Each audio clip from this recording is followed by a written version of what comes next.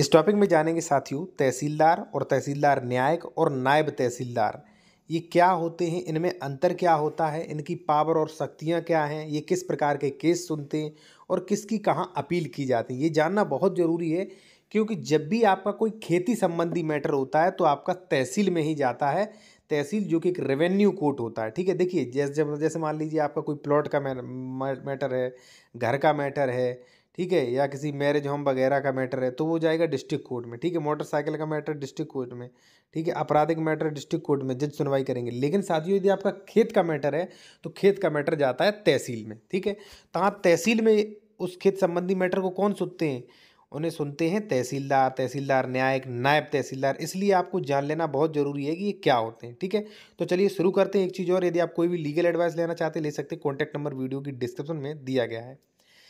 साथियों मान लीजिए आपका दाखिल खारिज संबंधी मैटर है। ठीक है, तो आप जज के पास तो जाएंगे नहीं। रेवेन्यू मैटर है तो आप जाएंगे रेवेन्यू कोर्ट यानी कि तहसील में। ठीक है, तहसीलदार के यहाँ आवेदन करते हैं। ठीक है, तो तहसीलदार उसे सुनते हैं और ऑर्डर देते हैं आपके नाम चढ़ाने का, या अगर विवाद है तो दोनों पक्षों को सुनेंगे और बाकायदा एक जज की हैसियत से वो न्याय देंगे, वो ऑर्डर देंगे, वही मान्य होता है। ठीक है, तहसीलदार कोर्ट भी लगाते हैं अपना 2-3 घंटे, और बाहर का भी काम देखते हैं। बाहर का काम कैसे? जैसे मान लीजिए कहीं कब्जा हो रहा ग्राम सभा की ज़मीन पे, उसे हटवाना, कहीं और कुछ प्रशासनिक कार्य है वो देखना, थाना दिवस है तो वहाँ जाना। ठीक है, ये भी देखते हैं और कोर्ट भी लगाते हैं।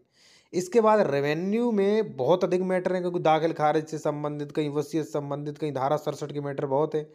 इसलिए सरकार एक तहसीलदार न्यायिक रखती है। तहसीलदार न्यायिक का काम केवल और केवल न्याय करना है, यानी कि मुकदमे सुनना है। ठीक है, तहसीलदार तो भाई पता चला 2 घंटे कोर्ट किया, 2 घंटे बाहर दे रहा है। ठीक है, तो ऐसे तो केस की सुनवाई नहीं होगी। तो सरकार ने तहसीलदार न्यायिक रख रखा है कि वो केवल और केवल चैम्बर में वो केवल केसों की सुनवाई करेगा। तो ये केवल केसों की सुनवाई करते, बाहरों का काम नहीं होता है इनका। ये तहसीलदार से छोटे माने जाते हैं। ठीक है, प्रमोशन में थोड़ा छोटा माना जाता है तहसीलदार न्यायिक तहसीलदार से। ठीक है, अब ये दोनों तो लगभग बराबर मान लीजिए। फिर तीसरे होते हैं साथियों नायब तहसीलदार। अब आप कहेंगे कि नायब तहसीलदार का क्या काम है?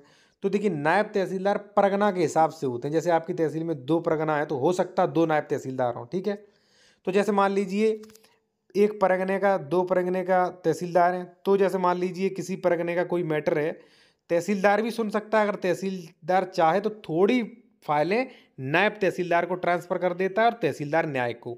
फाइलें सभी ट्रांसफ़र करते हैं तहसीलदार, तहसीलदार न्यायिक को, नायब तहसीलदार को। ठीक है, ये फाइलें ट्रांसफ़र कर देते हैं। तो नायब तहसीलदार भी फाइलों को सुनते हैं, भाई मामला निपटाते हैं। क्योंकि अगर मामला नहीं निपटाएंगे, नहीं सुनेंगे तो भाई बहुत ज़्यादा केस पेंडिंग में हो जाएंगे। ठीक है, तो इस प्रकार से पूरा कार्य होता है, इस प्रकार से कोर्ट चलता है। इसके अलावा जैसे मान लीजिए तहसीलदार ने कोई आदेश दे दिया, गलत आदेश दे दिया, आप नहीं सेटिस्फाइड है, तो इसके बाद जो है साथियों अपील होती है। किनके यहाँ अपील होती है? उप जिला अधिकारी के यहाँ। इसी प्रकार से एक तहसील में होती है उप जिला अधिकारी का कोर्ट और उप जिला अधिकारी न्यायिक। ठीक है, नेक्स्ट वीडियो में हम उप जिला अधिकारी और उप जिला अधिकारी न्यायिक के बारे में बात करेंगे, जिन्हें आप कह सकते हैं एसडीएम और एसडीएम न्यायिक। ठीक है, ये भी कुछ इसी तरीके से काम करते हैं। तहसीलदार जो है वो छोटा होता है, एसडीएम जो होता है बड़ा होता है। तो तहसीलदार जो भी मामले हार जाते हैं किसी अपील करने, तो वो एसडीएम कोर्ट में करता है। ठीक है साथियों, आपको वीडियो अच्छा लगा वीडियो को लाइक करें, चैनल को सब्सक्राइब करें और बेल आइकन दबा दें, जिससे आने वाले महत्वपूर्ण वीडियो के आपको नोटिफिकेशन मिल सकें। और नेक्स्ट वीडियो में मिलते हैं। जय हिंद।